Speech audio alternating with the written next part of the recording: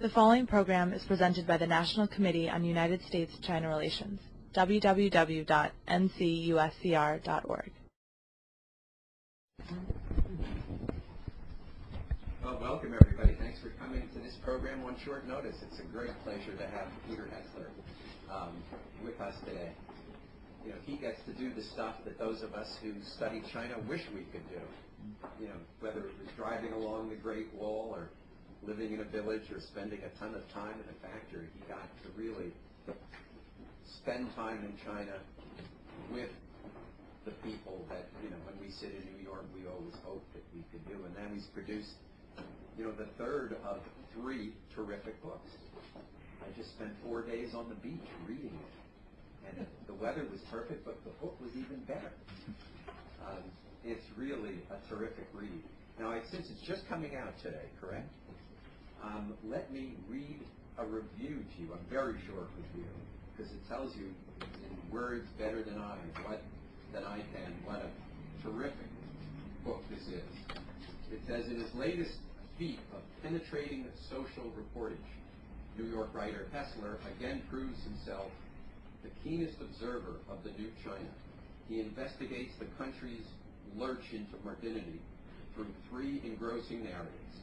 In an epic road trip following the Great Wall across northern China, he surveys dilapidated frontier outposts from the imperial past while barely surviving the advent of the nation's uniquely terrifying car culture. For those of us who've driven China in the back roads, we know that's the case. He probes for the transformation of village life through the saga of a family of peasants trying to remake themselves as middle-class entrepreneurs. Finally, he exploits China's frantic industrialization embodied by managers and workers at a fly-by-night bra parts factory in a special economic zone. Goes on, but basically it's 3 stories of what modern China is, and as opposed to having a political philosophy of what's going on, Peter really is an observer of it, and really kind of takes us into exactly what's going on. So let me kick off the program by asking these 3 stories, kind of what brought you to choosing each of the stories, especially the car story, as China's car culture becomes more and more important in its development.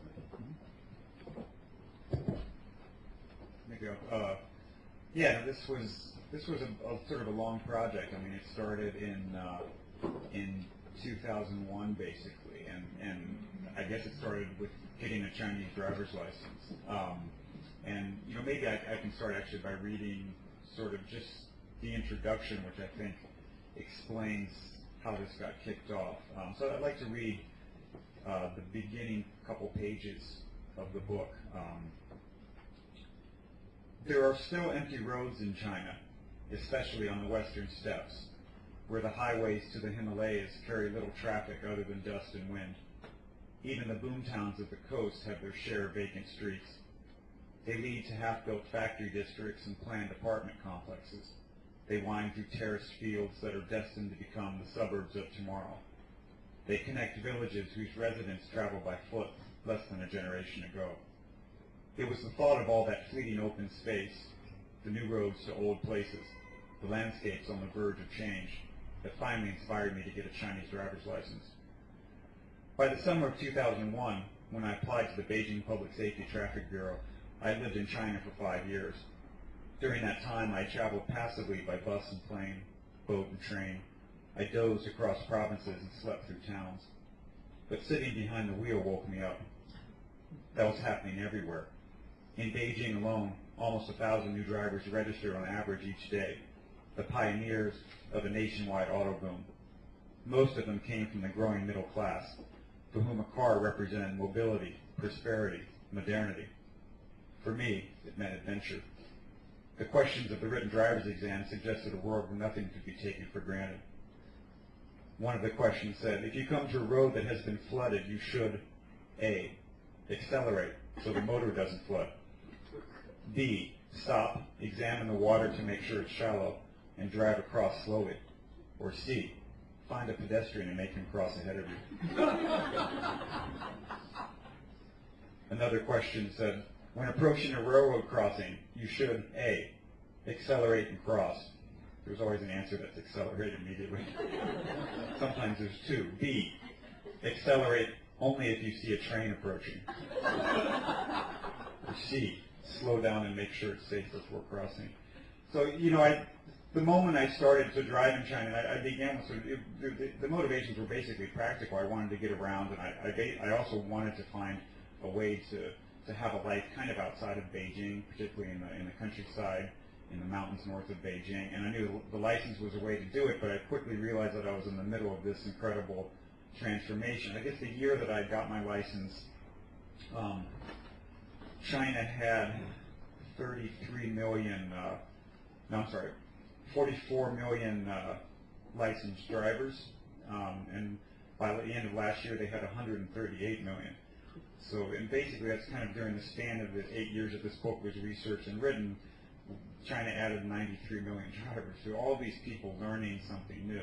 And this is always an interesting issue in any country where people are trying to transform themselves and trying to figure out new skills. And really, in some ways, it's the story of China of the last 20 years. This is a place that's made this incredible shift in policy, and people have been thrown into a new world, and they've responded by trying to figure these things out. So it began with that very simple thing of trying to get a license. I did a long trip across the north, about 7,000 miles driving through the north, and mostly through small villages. And along the way, I realized that so many of these villages were losing population, and they're very poignant places because often almost all of the young people of working age have left. So that made me interested in trying to, I thought that this is nice to have a journey to sort of start a book, but I'd like to have something else that sort of focuses in on a place and on people who are, specifically coping with these issues. And so I ended up renting a home north of Beijing and getting to know the people in this small village and writing about how they dealt with these changes. In their case, the automobile had somewhat of an unexpected impact because they originally lived at the end of a dirt road and was a very quiet village. It didn't have much contact with Beijing. But then they paved the road and they improved the other roads to this region, and people from the city started coming out. And so the villagers began to do business with city people, and in so many ways the place changed once that road was finished. And after doing that section, I realized, or after getting into that section, I realized there's one part of the story that I haven't seen yet, which is the factory towns and the real urban life. And so for the third part of this book, I decided to find a new town that was developing rapidly in the southeast. And I basically just chose a highway that was being built, an expressway, because China's is constructing so many high-speed expressways, and I found a town along the expressway and went there repeatedly for more than 2 years. So that was basically kind of the structure for the book, but it's never, it wasn't a vision I had at the beginning. I feel like as a writer, as a researcher, you are often kind of feeling your way through, and you start to get into a subject, and then you realize what else you need to do, and that's really the way this developed. And I guess it was 8 years of research and then a couple years of writing. The car is kind of the repeat theme of all three of the stories. And, the automobile industry has been one of the pillar industries of China. And we've seen, the numbers that you just gave us have been truly extraordinary. What I always, as I sit in traffic jams throughout China now, they used to only be in Beijing and Shanghai, and now they're in second-tier cities. Where does it end? In other words, you cannot have Chinese driving cars in the numbers that Americans drive cars, or the country will be in permanent gridlock. So as somebody who's kind of lived there and watched this, what do you think happens? Mm-hmm. No, it's a good question, and I don't know if anybody has the answer, but living in Beijing makes you very aware of this. Beijing now has 4 million motor vehicles, and the last million were added in 2.5 years, in a span of 2.5 years, basically, and they'll add another million by the end of next year. So, it is really an enormous issue, and it is true that you just don't see how it can fit the same way it does in America. But the aspiration is really the same. This has become something that a lot of Chinese, a surprising number of Chinese aspire to. I mean, when I was in Fuling as a Peace Corps volunteer, I never would have imagined in those years that that many Chinese would be able to drive. It was considered a very special skill even then. It was in '96 when I was first there. I mean, it was always, you'd go to banquets. I remember the driver, the person who drove us around sort of he would kind of have a place of honor. And the driver would always be at the table with the important people from the college if they're having a banquet, because it was a very important skill. And they were impressed that Adam and I, the two volunteers there, both knew how to drive, and they would often, ask us to show it. And the Peace Corps had a strict rule: if you drive any vehicle, you get kicked out immediately. And this would always happen at the end of banquets. They'd be like, now it is, if you've been drinking shots of Baijiu for hours, now we want to see you drive. And we have to try to talk to them, which actually was a big issue when I drove across the north. Was always trying to fend off the peer pressure to drink and drive, which can be quite intense in northern China. But the amazing thing is I go, I talk to people in Fuling, and I mean, like the guys at the noodle restaurant who seem to have a pretty simple life. When I was there, they have a car now. I have a number of former students. These, they're teaching, they're not doing business, but some of them have cars now because they've gotten so much cheaper, and it's becoming common. So I'm not really. It is hard to see where it goes. It's easy to understand the aspiration, though, and it's easy to see how much people enjoy it. I mean, it's one thing that it can be sort of hell to drive in China, and when we looked at it and from the outside. But one thing you realize when you do it is that people are having a great time. They're also they're having lots of accidents and so on, but people are really good-natured about it. And if you've ever gotten in a fender bender, I mean, that's not that unpleasant. You get out and you negotiate, and usually about $12 changes hands or something, and that's the end of it. So people are happy to have this opportunity, and that's understandable. As for where it goes, it's kind of the same question you have in America. I mean, you have a place where people want to improve their living standards, want to accumulate things, but you have, eventually run into environmental pressures. So I think they're going to have the same issue there, much more intensely. But I don't know how they're going to control it, because the market also matters to them. They want to keep selling these cars in Beijing. With 4 million vehicles in Beijing, those are being made in China. So the government is happy to have them made and bought. It's probably the area where economic policy and environmental issues collide most in the most difficult way. In the book, since it comes out today, most people haven't read it, but in it, Peter camps along the Great Wall over thousands and thousands of miles. So literally at night, pulls off the road, pitches a tent, and sleeps there. Which is, again, something those of us who've worked in China for all these years just go, wow, that is amazing. Were you not fearful? I mean, isn't it a little scary to kind of just go and pull your rented car off the side of the road and camp out? Yeah, no, I sort of had done that. I mean, I did a lot of traveling when I was in graduate school in England for a couple of years, and did a lot of traveling those years, and would often backpack at a very low level, I guess, in Europe. I mean, I can remember, I spent a couple months in Switzerland, and I would sleep under underpasses sometimes and camp in people's yards and just get up early in the morning and get out before they would see you. So I in a way I was sort of prepared for it. But, the thing in China is I never worried for my safety as far as people with bad intentions. And the amazing thing is that drive across the north, which I did, and I did it in two journeys, each of them a little more than a month. And there's one incident where a friend and I kind of got scammed by a roadside. You should tell that story. It's a very funny story. Well, this is I only had one incident where somebody sort of treated me badly, and that was basically a friend and I were driving through Hebei, and on a really bad day, and we noticed this whole area had all these signs for qisha, and people.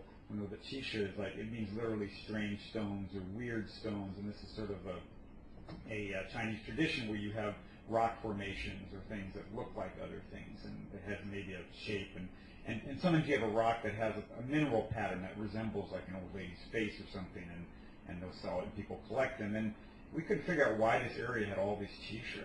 It was a highway going through, but what could possibly the market be in this bad part of Hubei? And so we pulled over, and just out of curiosity, just to stop in the shop, and we walked into the shop, and I walked in first, and I was giving this guy a ride just for a day. He was also American, and he walked through behind me, and there was just this incredible crash, and something had fallen on the ground and shattered. And the shop owner said, "Oh, your coat brushed it." And my friend was very shocked, and of course I was shocked. And I said, "Did that happen?" He said, "Yeah, I guess." And the shop owner said, Don't worry about it. Don't worry about it." He's like, maybe you want to buy something else instead. And we're trying to process this, and you've just been driving, and you're suddenly confronted with all these strange stones in front of you that, and then people start to kind of come in from the outside of the shop. Pretty soon there's like 5 or 6 guys standing by the door. Some not exactly intimidatingly, but somewhat, and we're trying to, finally asked the guy, "How much is that stone there?" Just pick one random, and it was like 2,000 kuai, huge amount of money. And that was the only time on the journey that I really felt pretty nervous and pretty worried. But it turned out we gave the guy a 50 kuai bill, and they let us walk out of the strange stone shop, and that was it. So that was the roadside scam. But other than that, people were incredibly friendly, incredibly generous, and I never really felt like it was much of a risk in terms of being robbed. And the camping was great. I was traveling across the Los Plateau and across the deserts and the Gobi and the Tengger Desert and Gansu and Qinghai, and most of these places are so empty, and you can just kind of choose wherever you want to camp. Beautiful campsites, and basically nobody around a lot of these areas. So I felt quite safe with that. The thing that I didn't feel that safe about, I guess, was the driving itself. That's the biggest risk. And I guess the year I got my license, China had 20% of the vehicles of the U.S., but 200% of the accidents.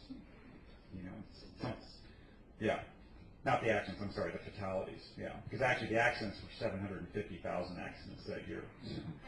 And you see this along the road. I'd see signs that would say, "Along this highway, 58 people have died."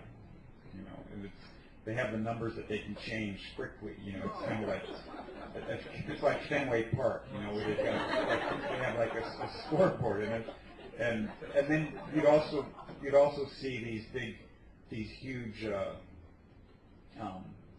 basically road safety propaganda displays, and sometimes they had a car and a big pillar. They had one car and it was painted with drops of blood all over it. And then there's a big sign that says, "Cherish life, drive safely." And then there was another one, I remember in Qinghai, I think the best one I ever saw was a completely demolished vehicle that had, just absolutely wrecked to the point where you could barely see it was a car. It was up on stilts 15 feet above the road. And then they painted on the side of it, 4 people died. And you're driving, I guess you sort of reach the point where road safety propaganda becomes such a distraction that maybe it's too effective because you're driving along and you sort of see this thing and you're looking and following it. But that was my only real concern, so I didn't drive at night. If it started raining, I often just took the day off. And I think my parents, who have never been to China, and my mother's never been there, she didn't ever grasp how dangerous this is. And so my parents they get very worried about things like SARS, for example, but they never sort of worried about me driving, and I wasn't going to tell them that, this is really what you should be nervous about.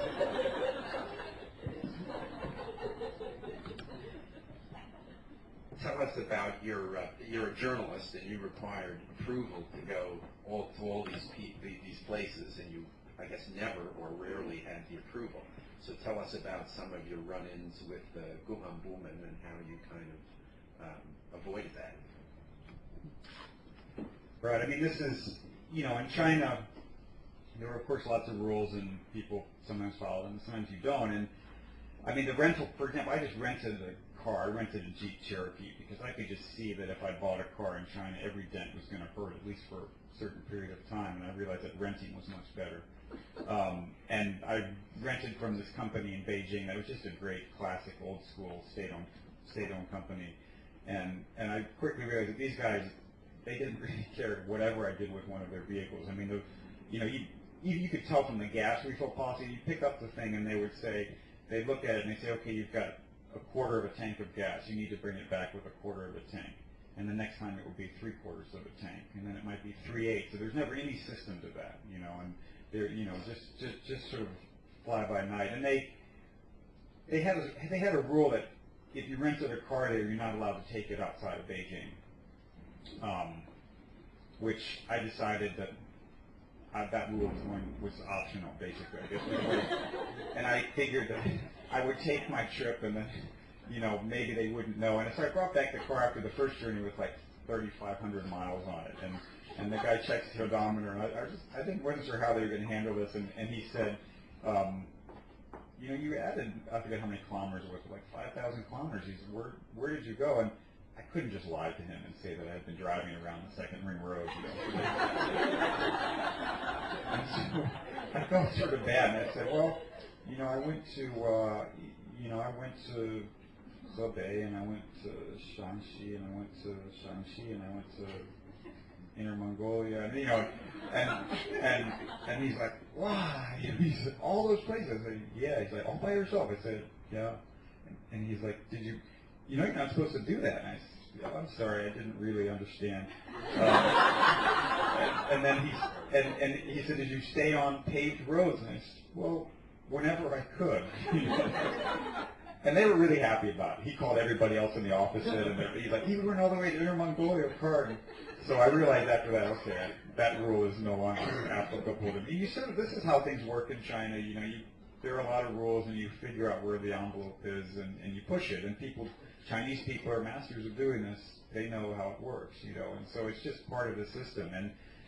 And there is a rule for journalists that you're not supposed to go anywhere without applying. And you usually ignore this rule, but it's also the problem with journalists is that if you stay in a hotel in China, they have a rule that you're supposed to register. And as a journalist, in your passport, it says you're a journalist on your visa. And so that had a lot to do with me camping, in the sense that if I camped, then I didn't have to register.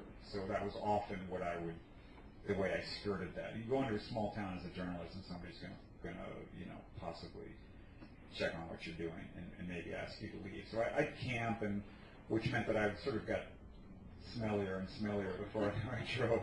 And I would stop at the barber shops and have people wash my hair, because you can do that for 10 kwai. You get a hair wash and a massage, and so that was sort of my shower on the road. But it was amazing how easy it was in a way to drive without sort of registering. And one of the reasons there's no cops. I mean, there's really no police on the road anywhere in China. That's the cover of the book is, a Chinese cop, which is a statue, That was something they had erected all over Inner Mongolia, these statues of policemen, which were somehow supposed to inspire people to drive better. And, I always kid, I have two of my sisters are married to cops, one in Missouri and one in Minnesota, and I always kid that they're going to get replaced, Chinese outsourcing, they're going to make these.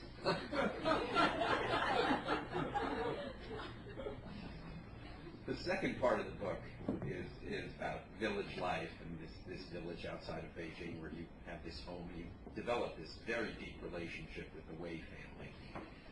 As I finished that part of the book, and I think it ends in about 2007. Mm-hmm. I wondered what's happened to them subsequent to that. He had this great run. He started his business. Mm-hmm.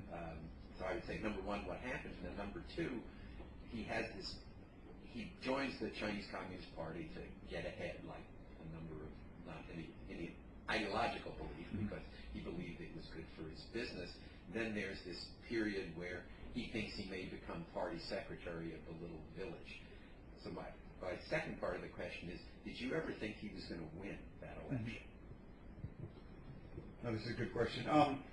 I started going to this village outside of Beijing in 2001, and really it was basically a personal decision. I've been in Beijing for a couple of years, and sort of after the Peace Corps, I found it hard to get sort of a personal foothold in the city, in the sense of feeling very connected. It's so big, and it's so different from when you're teaching in a small town in Sichuan, and I kind of I missed the countryside, and I missed sort of having a place that I felt that I knew very well, and that I sort of, could talk to all the people that live there the way I used to in Fuling. And so with a friend, I started renting this house north of Beijing, and my driver's license allowed me to do that because I could go out there on the weekends. And so it really was a personal decision and something that I thought would sort of improve my quality of life. And it turned out to be a lot more, and partly because I became very close to my neighbors. And one of the things that happened very early on was their son became ill. And I was involved in trying to help them get medical care. It was a very intense series of events where we had to work together very closely to try to get him medical care in Beijing. And over the course of that, we became very close. And so it's different from the other sections of the book, really. And I think as a journalist, you meet people in different ways. And that second section, as I write about it and how we met and this incident with the boy's illness, it's a different relationship than say, the third section where I was really strictly a journalist.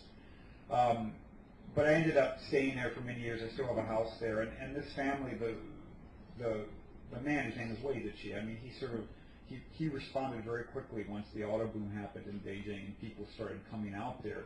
He opened up a restaurant and then a guest house, and he started to do business. And it was really fascinating how quickly he changed. I mean, he had never been a smoker, and he began to smoke because that's what you do when you do business in China. He started to dress he became very aware of the way he dressed. He knew that if he went to the city to get supplies or to meet people, that he had to wear better shoes than he would wear in the village. He bought blue jeans that he could wear when he's in the city. So you would see these very physical transformations, and he also joined the Communist Party. And as you mentioned, he eventually sort of tried to become party secretary. There was almost basically a power struggle in the village. And it was really fascinating to see, because I think in a lot of ways when we hear about disturbances in China, these tend to be a big event happens in some place, and it makes the news, and then the journalists go in and record what happened to build to this point. And this is very common in China, but in a way, it's also interesting to go to a place where there aren't problems and then see what kind of problems start to develop and how they are resolved, or if they are resolved. And in this case, I think this is what happens in many, many places in China now, and sort of that the place started to become more prosperous, people's lives changed, they had new challenges, their framework completely shifted, and they started to push against the local party structure, and they started to think about having new leaders and making changes, and some sort of, I don't know if you'd call it democratic change, but some element of that in terms of people's opinions were changing. And the way that it got resolved was, basically depended on people's guanxi in the village. It's incredible negotiating. And the guy that I was friends with ended up losing out in that struggle. But when he lost out, I mean, he accepted it. And his lesson from that was, I don't want to get involved in politics anymore. I'm going to focus on my business. And I think, in a way, I suspect this is something that happens in many villages and many townships and many cities all over China. And I think this is one of the reasons why we haven't seen sort of huge political change. People might push a little bit, and then they quickly realize that it's not in their interest at this point. And in his case, it didn't cost him much. He lost face, basically. His business wasn't taken from him. He certainly wasn't thrown in jail or treated badly, and he's still there, and the people that he was sort of opposed to are still in charge in the village. They actually just had another election. I talk with them on the phone every couple of weeks, actually, and he didn't run this last election. He told me he has no interest in doing it again, unless the party secretary tells him to do it, he says. So that was what he took away from that. So, sort of an answer of what happened to the people, he learned to focus on his business. Again, I think a lesson that many people in China take away. And I do, I keep in touch with the folks there a lot. I talk with them on the phone.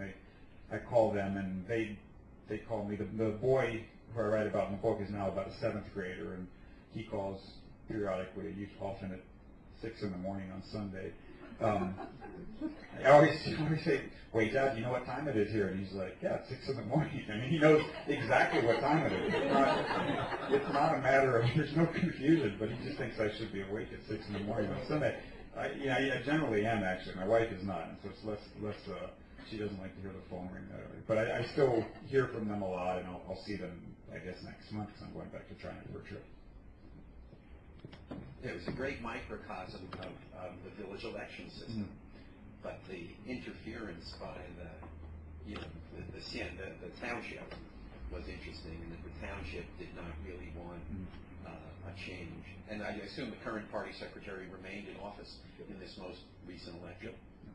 So it's interesting that the intra-party democracy that's talked about so much in theory, this is really a great example of how it's there in a fledgling way, but not in a way that we kind of think about. Now I'm going to open the floor to people. The folks in the audience have questions. I've got dozens of questions, happy to continue, but we can also open the floor to some questions before I go back to mine. Can't see who's in the back. I was curious, when you're talking about being a reporter in China, I worked for the South China Morning Post in Beijing, and I always assumed that my house was monitored. But I actually never ran into any overt monitoring or people coming in from maybe the post positions in China. Do you ever feel that, or basically you the authorities are somewhere else? Yeah, I mean,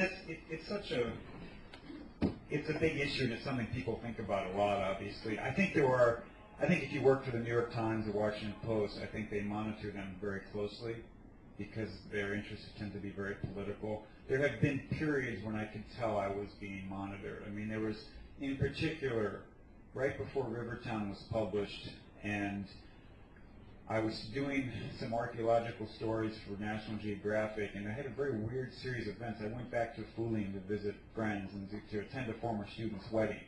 And after the wedding, I stopped at another, there was a kid I wrote about in Rivertown named Mo Money, who gave himself that name, Mo Money. I went to his school to give a lecture, and Mo Money had arranged everything, and I was there, stood up in front of all these kids at this school, and the police came immediately and walked me out. And just a sort of incredible seeing all these kids waiting here, and then they escort the guy out. The cops come, and really shocking to me. I'd never had anything like that happen. And I had just been accredited as a journalist. I was just starting to write for the New Yorker as well. And then I went back to Beijing. I canceled the rest of that trip, but over the next week, everybody I had seen was interrogated.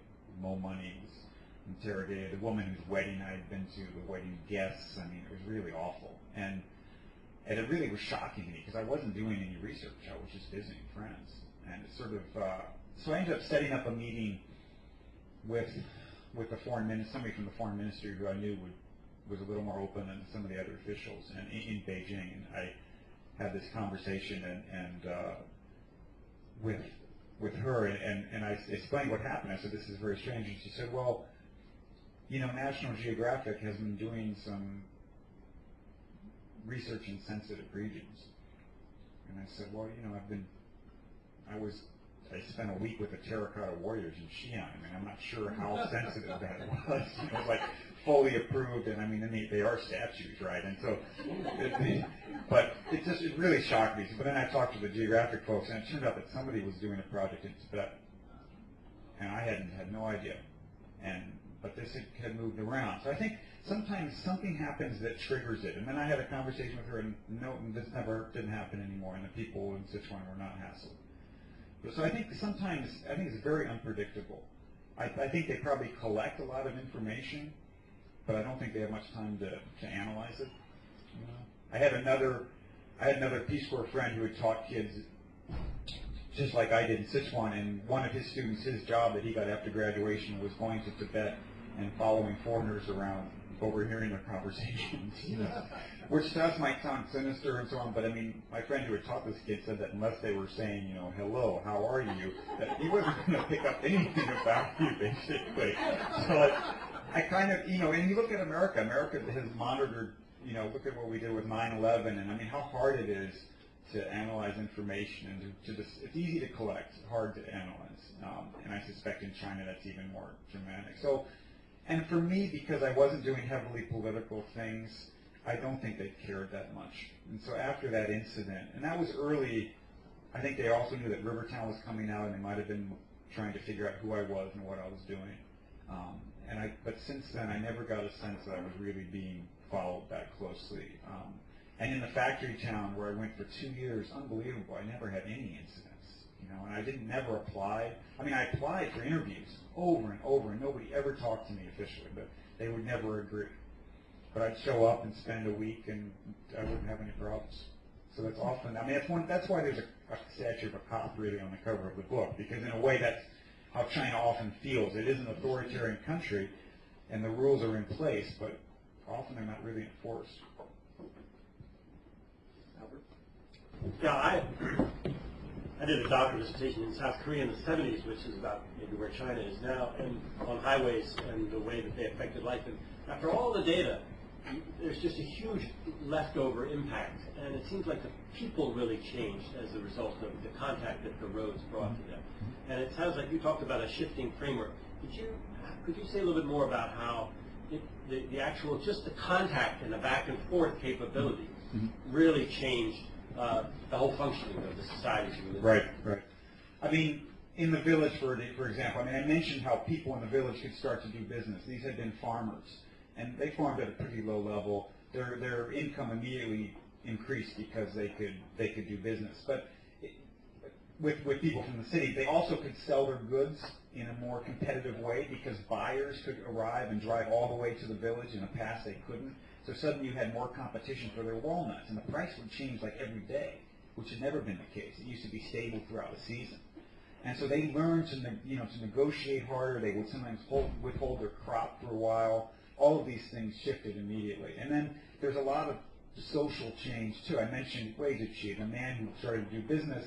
He began to smoke. He also started to drink heavily. He became, in a way, very unhealthy because this was necessary for him if he was doing business. He had to host banquets and sort of, make guanxi with people. And his wife responded in a totally different way, in that she became very busy with what they were doing, their business. But she didn't get a lot of the face from it. She didn't get a lot of the benefits that he got. She wasn't making new friends that she could drink and smoke cigarettes with. And what happened with her was some people from Beijing came and ate at the guest house, and she heard them talking about religion. And she struck up a conversation with them, and these people were city people who had begun to believe in Buddhism, young sort of yuppies, basically. But they were interested in Buddhism, and they came back out and they brought her books on Buddhism, and she became Buddhist. She set up a shrine in their home. These people had been totally unreligious when I first met them. And she became quite religious. And it became a sort of a source of tension between them, because she didn't like to kill the animals, the fish that they served to the guests, or the chickens, or anything else. And so she would have him accumulate all the bad karma and slaughter the animals. So there are, I think, whenever you see these sort of changes, that a road seems like a simple thing, and we know at a logical level that, yeah, having a new road replaced leads to change, but when you see it, it's really striking, because there is this very deep emotional change as well, and in some cases even spiritual. I should say that was Albert Heidel of the Atlantic Council. Please identify yourself when you ask your question, if you would. Did you have to do that? Some way. I teach at Columbia. I really enjoyed reading your books, and I suppose that the two of the articles already published in New Yorker, right? So my question is that, has any of your books been translated into Chinese? Okay, right, and that's a good question. Yeah. You may want to repeat that. Yeah, the question is, have any of these books been translated into Chinese? I did do 2 stories on the village, which you mentioned for the New Yorker, and those were translated into Chinese, and the family that I wrote about read those. And my books have been translated in Taiwan, but and I've been offered contracts in the mainland, but they would have to change things, basically. And nothing major, but just small things, like, because in Rivertown, maybe I mentioned the Tiananmen Square massacre, and they would have to take that out. And so I've never been comfortable with doing that. I just don't feel good as a writer about signing a contract and taking money for something that's going to be politically changed in some way. So I haven't signed those. I feel bad, though, because I would like people in the towns and in these places to read it. It's a hard issue for me, and when I talk to people about this, I got very different responses. And most of my Chinese friends would tell me, you should do it. But I feel like that's a decision that Chinese people often have to make. But as a writer, I don't know, it's just a little different for me. I just don't feel comfortable with it. And I think I've also get a lot of emails from people who write and say, I'm translating your book, and I might post it online. What do you think about that? You know, and I always tell them, I say, fine, you know. And that's so it's out there, and I'm fine with that, basically. And I've told some people basically very specifically, fine, I like to have it out there, and I don't care. It's nice of you to write me and tell me that you're pirating. I mean, they're not trying to profit, you know. They're just having interest in it. But I just don't feel comfortable about having an official contract and an official publication with sort of my stamp of approval that has been politically changed. So someday I hope that that'll happen. And the Taiwanese editions are good, and sometimes those float around the mainland as well. I bring copies when I go back to these places. It's kind of like the Google issue, the Google.cn issue. Are you better off having Google in China subject to some, what even Google says is a very small percentage of censorship, or not be there at all? Initially they said, we're willing to accept that censorship, and now they've decided that that is not it. In the third book, is there anything that they would want to take out? It seems much less. Nothing jumped out at me as saying. There would be a lot of little things, basically. And I don't know if the whole thing in the village, the sort of power struggle, which in a way it's not one of these cases where somebody was beaten to death or something, and it's not that dramatic. But it is a case of the party behaving basically in an undemocratic fashion, because the officials come in from the township and make sure that people vote a certain way. So there might be things like that would be changed, but it couldn't be translated directly. Every time a publisher approaches me, I say, if you can promise me that you translate it directly, I will sign the contract. But they have never been able to make that promise. So that's still where we are. I'm Frederica Taylor of the Gallery, Chelsea.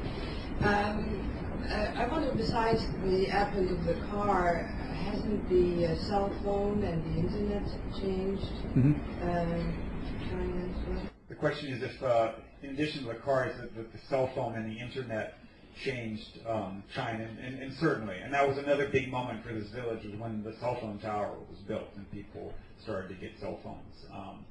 And, I guess it's not as much my focus in this book. My wife's book, Factory Girl, she writes a lot about the role that the cell phone plays with the young women in the factories. It's incredibly important to them. I mean, basically, that's how their entire network is organized, and the fact that that's become affordable and cheap gives them, they find out about jobs from each other, and allows them to build networks. So I think that's a huge impact. In some ways, among people like that, like villagers and migrant workers, the cell phone at this point is much more important than the internet. When I was in a factory town, the factory workers I met, they weren't spending much time online, very little. Basically an issue of their working conditions, and they don't want to spend money on the Wangban, on the internet cafes, and they just didn't have that much time for it. I think the internet is very important for middle class and upper class and educated people. It's having a huge impact on them. In this book, I'm really focusing a lot on people from the country who are making this transition from countryside to city, and for them, the phone is really is a central element there. Just over the years, you've been looking at it. Any comments on some of the things that outsiders think about China, the friction between rural and urban, potential for savings rates going down, some of those kinds of issues based on your experience in the rural side that most of us don't see? There's a friction between urban and rural, and I mean, it is the divide in China, basically, is rural and urban. I mean, there are two different worlds, no question. And a lot of what I'm writing about is these two worlds and people moving between them. I think the thing to realize is that there is no real divide between them in the sense of people moving. There was an incredible transition between these, and somebody from the countryside can move quite easily to the cities at this point, and that's what we're seeing. And I think in the end, that's what keeps a lot of tension from building. I think in villages, the system in villages is not a good system, and particularly the land use system. And then when you have political frictions like the kind I described here, they're not resolved in positive ways, or fair ways. But there are a lot of pressure valves, And I think basically of the people in the village that are highly motivated and highly talented, most of those people leave when they're young nowadays. And in some ways that takes out some of the population that would be likely to cause trouble. In this village where I spend a lot of time, Wage Chi, the man I write about, he's one of the rare ones who stayed, who's really very bright, who's very intelligent, very motivated, very organized, very skilled. He was potentially a problem, basically. And he did cause some problems. But he was eventually, he was very quickly sort of subsumed into the party structure. He became a party member. He basically became, at some level, part of the system. So I think you see a lot of that as well. It's another type of party, another type of pressure valve. So I feel like a lot of these tensions at this particular moment, there are ways for them to be sort of siphoned off so that they don't create huge problems. And it has a lot to do with this incredible mobility and incredible movement that's happening all across China. Sorry. I'm wondering what you'll be working on next.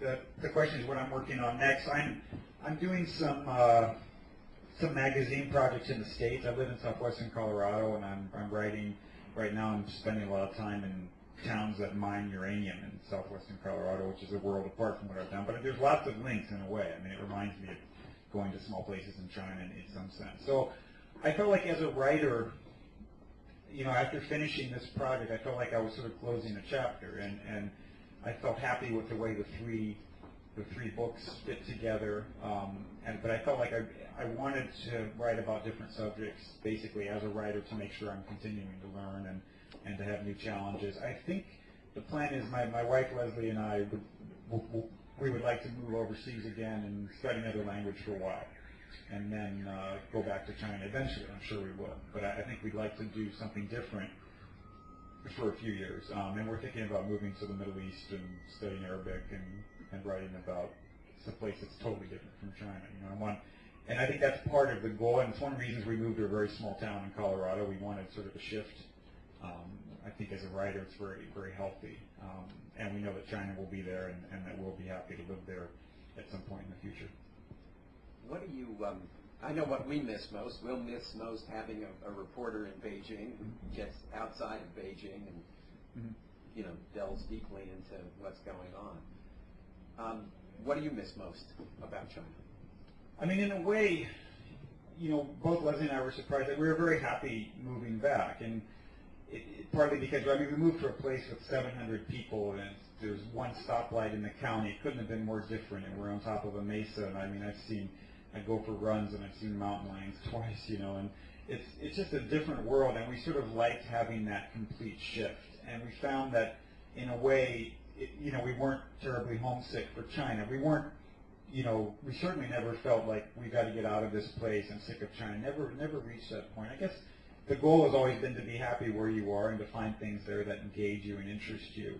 The things I really appreciated about China all the way through was certainly the sense of energy there. The sense of a place, and that's really what attracted me. I had no interest in China growing up, never studied it in college, never thought about it, and happened to pass through on a trip in 1994 where I went to 20-some-odd countries. And the moment I arrived in Beijing, I could just sense that something was happening. There was really a tangible energy on the street. And that, throughout the time I was in China, was the thing that I always connected with the most, this sense of people trying to change their lives and being motivated. So I always appreciated that. I admired the resourcefulness of the people. I felt like I had a very deep respect for them. I also liked the humor of China. I found it to be a funny place. People there had a good sense of humor. As a writer, that was important to me to try to capture that as well. So, I guess those are some of the things. By the way, there are you have all these quotes. Throughout the book, there are these quotes from the driver's test, the driver's license test, they're very, very funny. They're all verbatim from the driver's license test. Yeah, they're from the Chinese. They almost seem like they're apocryphal. They're made up. It's very, very funny. Yeah, now that's often true in China, that you really can't make up better stuff than. Let me see if I can find one of these.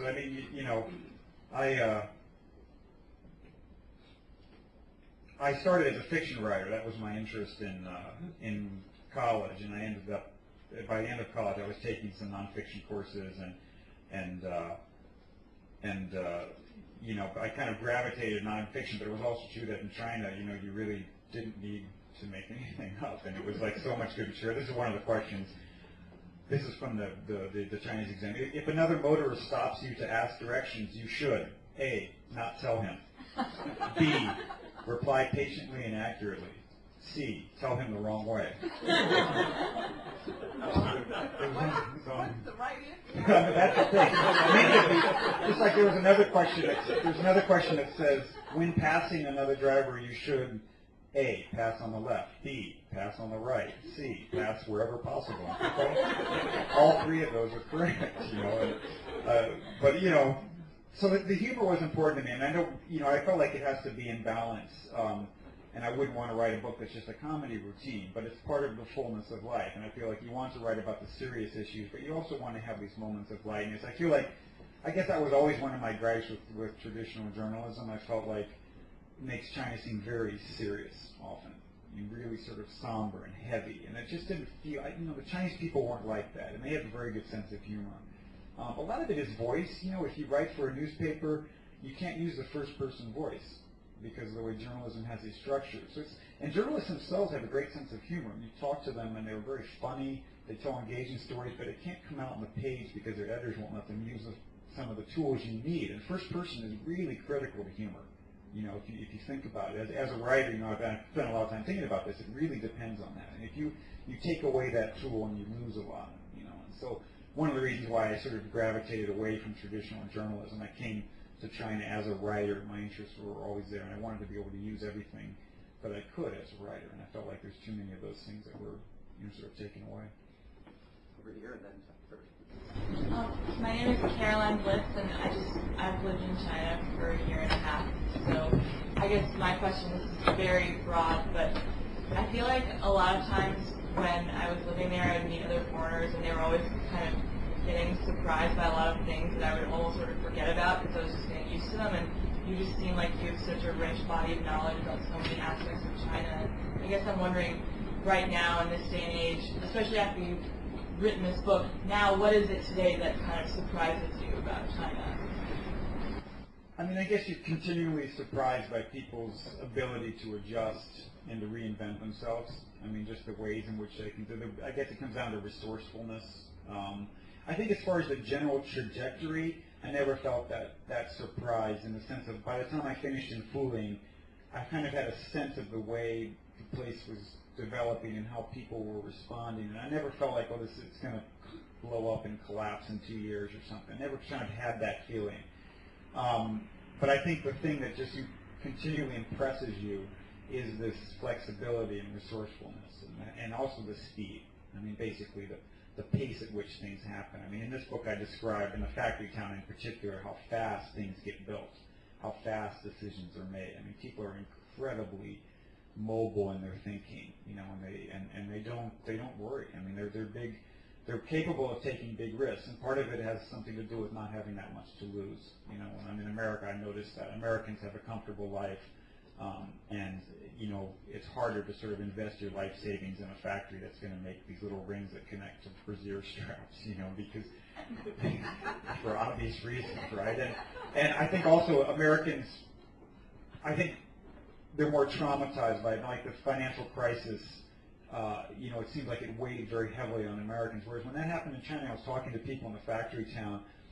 They were fine. They're like, I'll go back to, I get fired, you know, I'll go back to the village and play mahjong, you know. And I mean, literally, that's what people, and you read all of these stories immediately, like, you know, unrest, workers, and I just knew that wasn't happening. And none of those stories were the reporters spending much time in the villages or in the factory towns. It's just, and it didn't happen. And people have gone right back. And that didn't surprise me, you know. It impresses me, you know, and in a way, I mean, I find it an amazing ability. But I think that's the thing that always jumps out at me there. Tom, one last question. Yeah, hi, Tom Gory. I'm a former J&J exec and spent a lot of time in China and visiting actually not only big towns but a lot of small towns, one similar to the one you described. One of the things that I found there in talking to the people was that they had major concerns, and the concerns were really simple, and they're sort of like global concerns. I wonder if you have the same thing. Healthcare, education and wanting to make sure that their children spoke English so that they can compete and survive in the world. And I wondered if you found that kind of similar. Yeah, I mean, I think that when you get to know somebody in China, I think it's not hard to understand the motivations for this generation. And one of the reasons that people say it's a very hard place to understand, in some ways it's not. You know, I mean, it's hard, the language is hard, there's all these other elements. But when you get down to it, I always feel like I could connect with people because, you know, it's understandable, motivations, and they're so pragmatic. You know, they respond to things, they don't respond in a really emotional way often, they respond in a very logical way. And those are big concerns. Healthcare is a huge one, and I write about that with the village. It's one of the reasons why that incident with the child becoming ill was very intense. And you realize villages, they don't have healthcare in rural China. There's no national healthcare. And so like in the village, there's a tradition that when somebody gets sick, the people in the village all contribute some money. You know, it's not a formalized insurance system, but it is a type of insurance, you know, that has developed there. And so it weighs, you know, it's something they're very aware of, and this is certainly, you know, one of their big concerns. I guess the other thing I notice in China is that the concerns tend to be pretty localized and pretty personal. So you don't hear people saying, you know, our land use laws really aren't fair. We should change the Constitution, which would be 100% true. You know, if you're in a village, in this village, a lot of the problems come down to that issue. But the locals wouldn't say that. It's just so far beyond the scope of what they can affect. You know, and so the interest and the energy tends to be focused much more on personal and localized issues.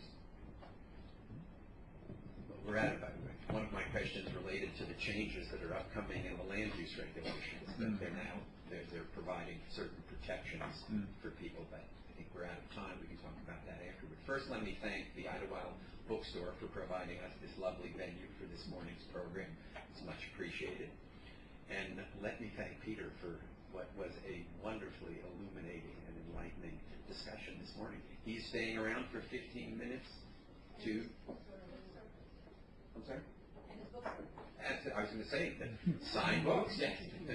You will be staying around to sign books, and I read it. It's worth reading, but Peter, thank you so much.